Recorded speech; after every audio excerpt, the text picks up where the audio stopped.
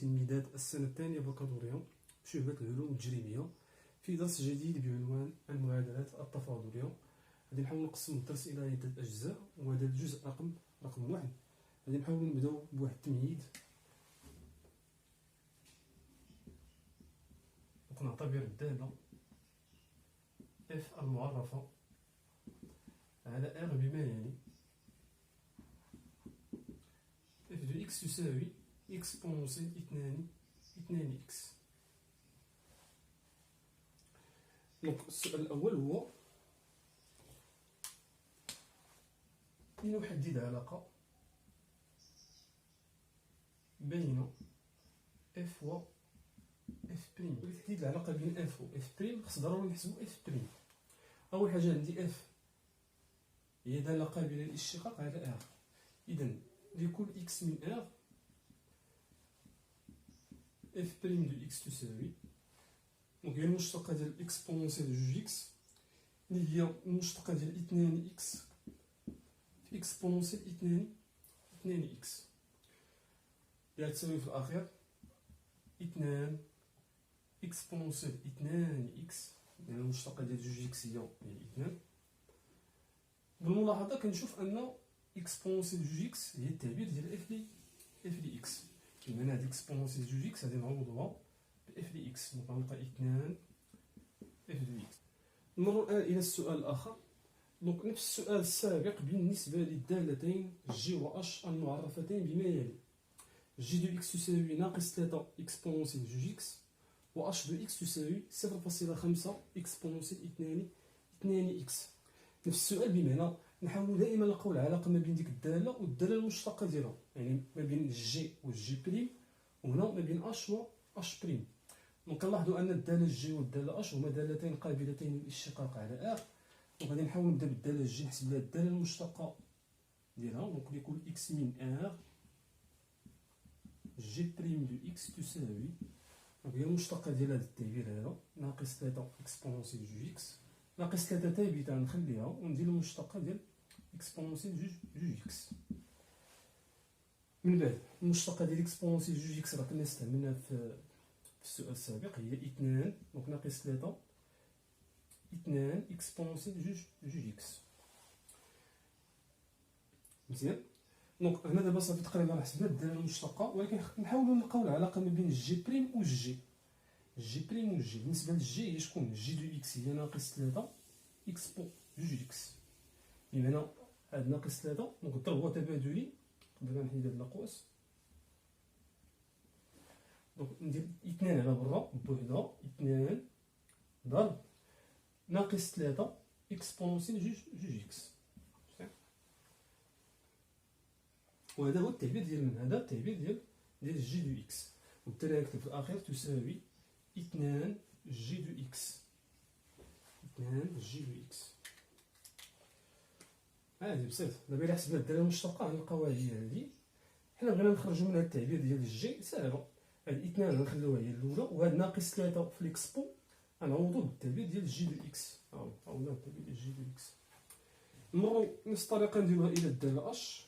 دونك لكل اكس من ار اش بريم دو اكس تساوي، دونك هي المشتقه ديال 0.5 اكسبو جوج اكس. نفس الطريقه نديرها مباشره، هي 0.5 مضروبه في اثنان اكسبونسيال اثنان اكس، حسبت مباشره الداله المشتقه. نفس الشيء انا باغي نلقى التعبير ديال اش، بمعنى خصني نلقى مع الاكسبو خصني نلقى 0.5، وبالتالي هاد الجوج هادي نخليها على برا، ندير اثنان في 0.5 اكسبونسيال جوج اكس، وهذا التعبير ديالنا ندير اش دو اكس، بمعنى نلقى دائما هنا تساوي اثنان، ونعوض هذا بالتعبير ديال اش دو اكس. نعطيو واحد الخلاصه للتمهيد. إذا كانت اف دو اكس تساوي اكسبونسيال جوج اكس، فهي ستحقق المتساويه اف بريم دو اكس تساوي اثنان اف دو اكس. لقينا كذلك ان جي دو اكس تساوي ناقص 3 اكسبو جوج اكس، ستحقق كذلك المتساويه جي بريم دو اكس تساوي اثنان جي دو اكس. وكما كنلاحظوا هنا المتساويه الاولى والمتساويه الثانيه راه بحال، غير الاختلاف هنا كاينه الداله اف وهنا الداله جي، يعني نفس العلاقه ما بين اللي لقينا ما بين الداله المشتقه اف بريم و اف هي نفس العلاقه اللي ما بين الجي بريم والجي، واخا كاين الاختلاف في التعبير ديال اف والجي، هنا كاين الاختلاف بيناتهم. وهنا الاختلاف اللي كاين هنا هو اننا ليكسبونسيال ضربناه في واحد هنا في واحد، وهنا ليكسبو ضربناه في ناقص 3. نشوفوا دابا الا بدلنا داك المعامل اللي عندي هنا، دابا انا المعامل ولا عندي هو 0.5. دونك اش دو اكس ستحقق كذلك المتساويه اللي هي اش بريم دو اكس تساوي 2 اش دو اكس. دونك نحاولوا نعلموا هاد النتائج اللي تحصلنا عليها.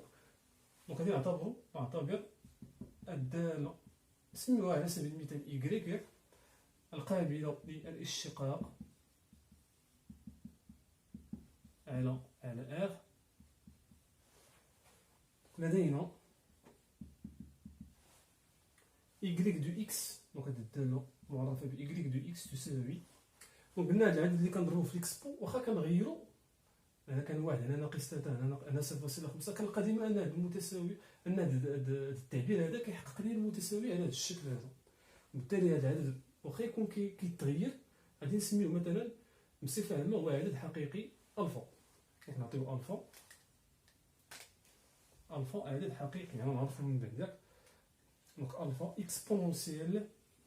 دونك هنا عندي 2 اكس، 2 اللي عندي بالاحمر هنا هي اللي كتبان عندي في المتساويه. وكون عندي مثلا اكسبونسيال 3 اكس، هنا يولي عندي اف بريم تساوي 3 اف دي اكس. وبالتالي غادي نحاول على نمتا هاد 2 نكتبها نعطيها مثلا هي واحد ا. دونك في التعبير نعطيها ا اكس. دونك حيدو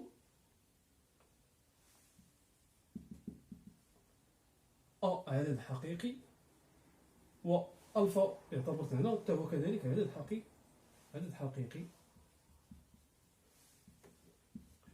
دونك لدينا y دو x تساوي الفا اكسبونسيال ا اكس تحقق المتساويه. دونك شنو المتساويه تحقق لي هنا؟ هي y بريم دو x تساوي، دونك انا ماشي ندير 2، انا غادي ندير داك العدد اللي عندي هنا اللي هو ا بصفه عامه سميتو انا هنا ا. غنكتب هنا ا y دو x.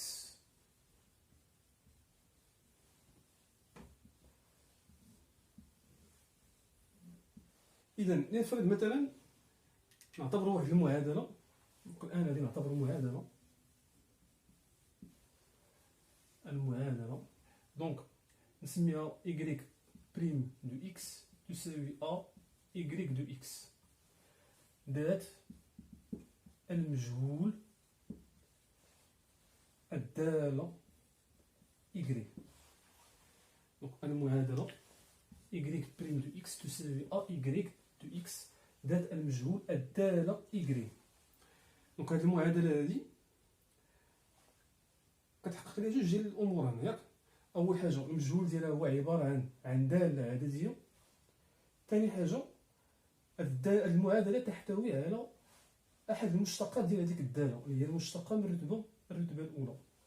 وبالتالي هذه المعادله غادي نسميوها، دونك هذه المعادله هذه غادي نسميوها المعادله التفاضليه. نسميوها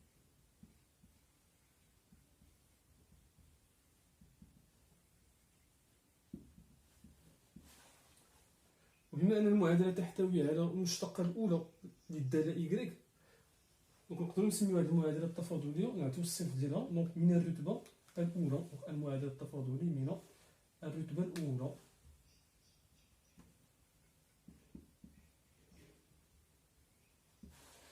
مزيان. وهذا الصنف ديال المعادلات هو داخل في المقرر ديال السنه الثانيه بكالوريا. وغنشوفوا كذلك الصنف الثاني اللي غنكملوا به الدرس ان شاء الله اللي هيكون المعادله التفاضليه من الرتبه الثانيه. اذا الحل ديال المعادله التفاضليه من الرتبه الاولى على شكل y بريم دو x تساوي a y دو x. كاختصار كان بلاص ما نقولوا y بريم دو x كنقولوا y بريم، بلاص ما نقولوا y دو x كنقولوا y ياك. باش نحلوا هذه المعادله التفاضليه دونك خصني نقلب على شكون هي ديك الداله y التي ستحقق هذه المتساويه. شكون هي الداله y التي ستحقق هذه المتساويه؟ الا رجعنا داكشي اللي درنا في التمهيد لقينا ان المتساويه y بريم تساوي a y، شكون هي ديك الداله اللي تحققها لي هذه المتساويه؟ لقيناها هي هذه، هي y تساوي الفا اكسبونسيال a اكس. بمعنى هذه الداله هذه هذه دابا معرفه بهذا الشكل هذا، هي اللي كتمثل الحل ديال هذه المعادله التفاضليه، حيث الفا عدد حقيقي، وهذا راه كيكون معلوم، ياك كتعوضوا بالقيمه ديالو. يعني كيكون هو عطاك المعادله التفاضليه مثلا هنا 2، كتعوض هذا ب 2، الفا كنخليوها كما هي، سميها الفا، لامدا، بيتا، سي، كما عجبك سميها هذه التابيته هذه، غير قول لي انا حيث ديك التابيته تنتمي الى ار. دونك نساليو داك التمهيد بخاصيه. دونك ليكون ا ينتمي الى ار، حلول المعادله التفاضليه y بريم تساوي ا y هي الدوال المعرفه على ار بما يلي: x نربطه بألفا اكسبونسيال ا اكس، حيث الفا عدد حقيقي. وقلنا هذه راه كتسمى معادله تفاضليه من الرتبه الاولى ذات المجهول اللي هو الداله y. مثال: حل المعادله التفاضليه y بريم تساوي y على 2. دونك y بريم تساوي y على 2 تكافئ نيت y بريم تساوي 1 على 2 y. نحاول دابا باش تبان لكم لا فورم ديال اللي عندنا في المعادله التفاضليه. دونك هنا ا هو شحال؟ ا هو 1 على 2، وبالتالي غادي نكتب، غادي نعطي الحلول ديال ديك المعادله. اذا حلول المعادله التفاضليه هي الدوال. شي انا كاين بزاف ديال الحلول عافاكم ياك، شكون اللي كيخلي دوك الحلول كثار؟ هو هاد الثابته اللي عندي هنا. كما شفنا في التمهيد راه لقينا بزاف ديال الحلول، اف جي اش، شتي داك الفا كان في اللغه عطيتو 1 ناقص 3 0.5. بالتالي هنا عندنا مجموعه من الحلول. دونك حلول المعادله التفاضليه هي الدوال التي تكتب على شكل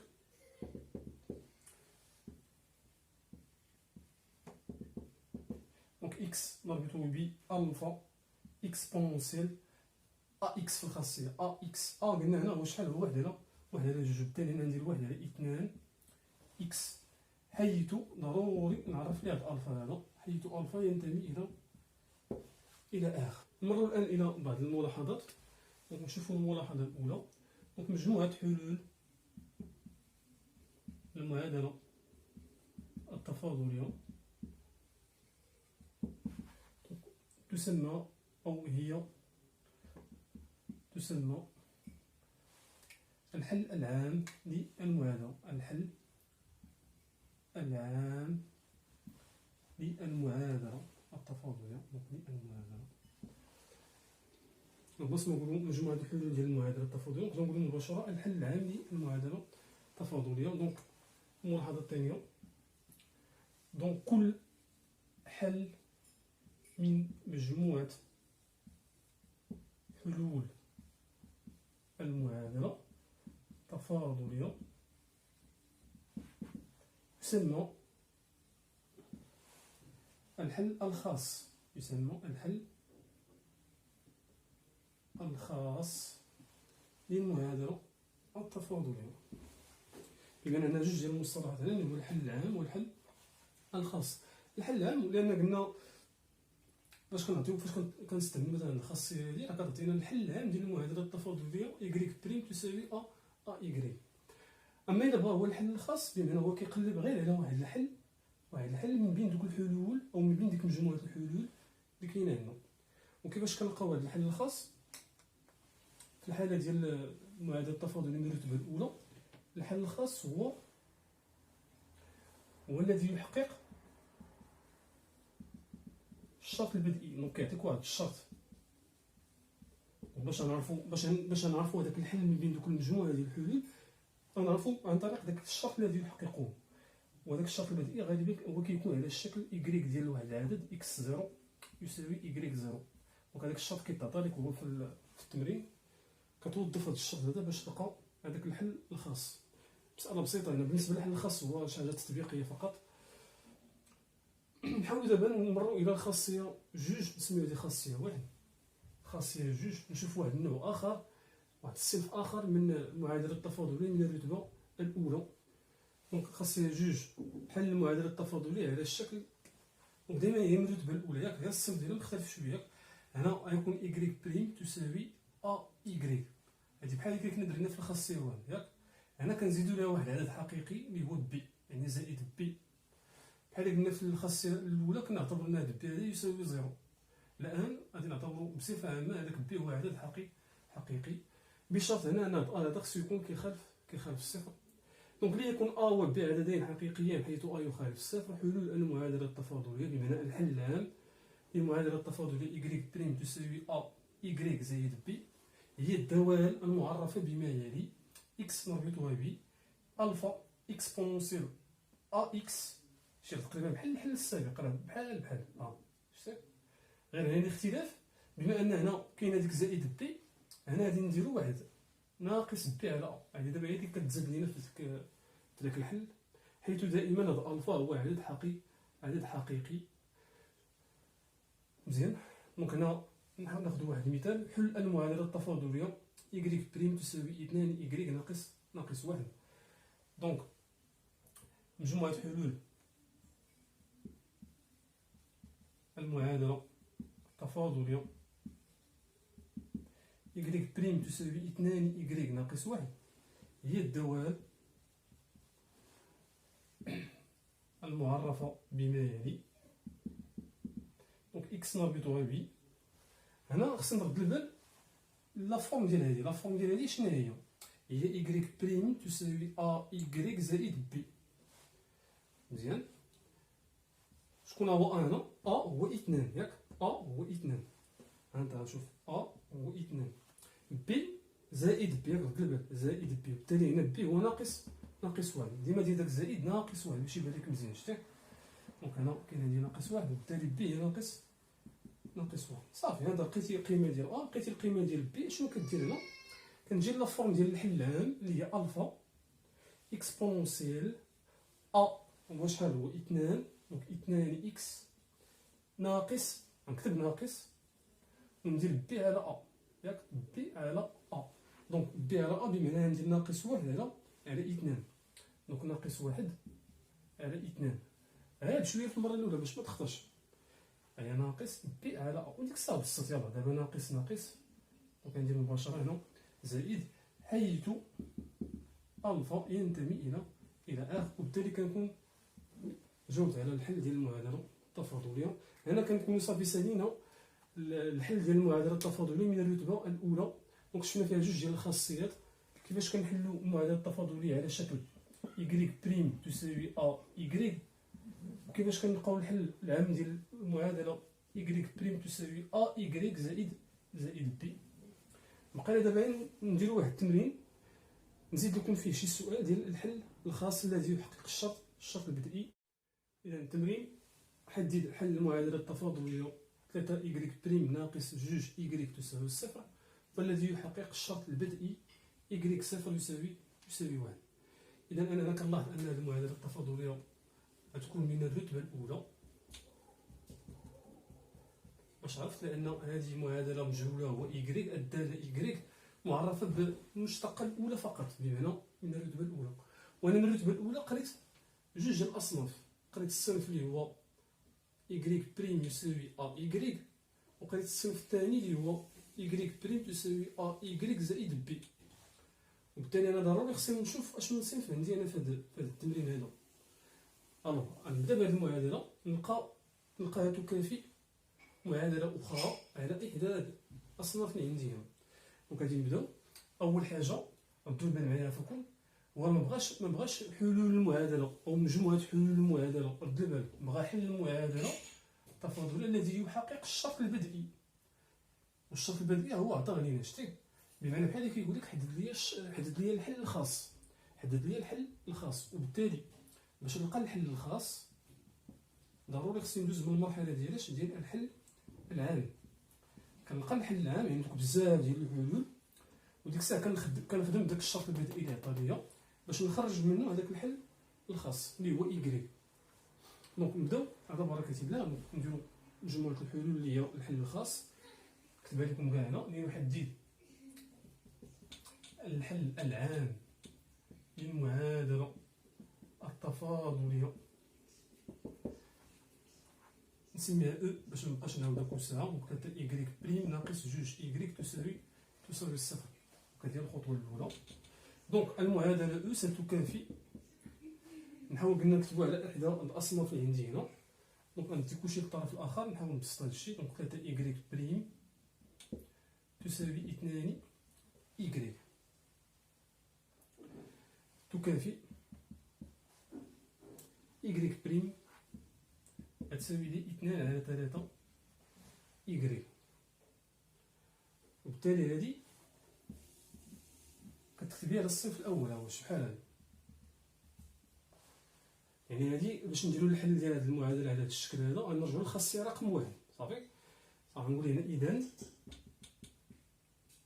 حلول المعادله او، المعادله التفاضليه او هي الدوال التي تكتب على شكل x نربطه ب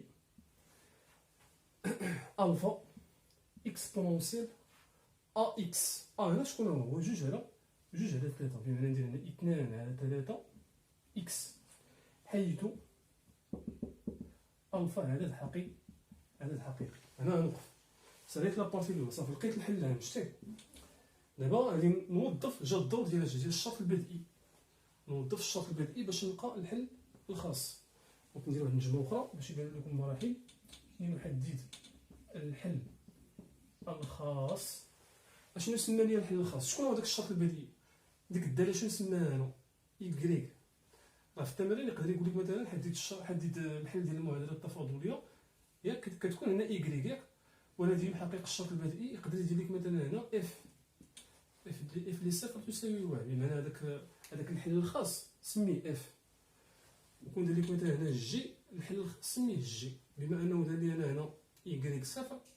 دونك هذاك الحل الخاص نسميه إيكغيك. دونك غادي نحدد الحل الخاص إيكغيك الذي يحقق الشرط البدئي مباشرة، نعطيه اللي هو إيكغيك دو صفر تساوي 1.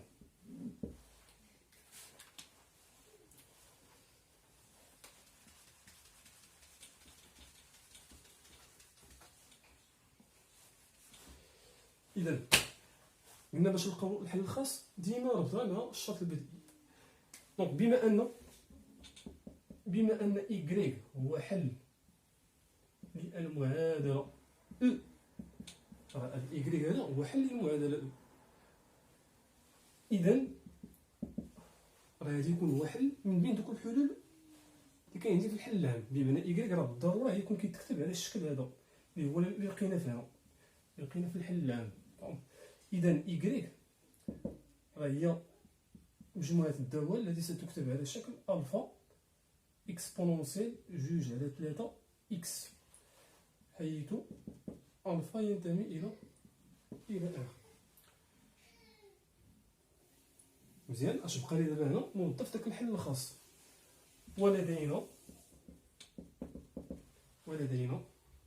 الحل الخاص هو إيكغيك دو صفر تساوي 1.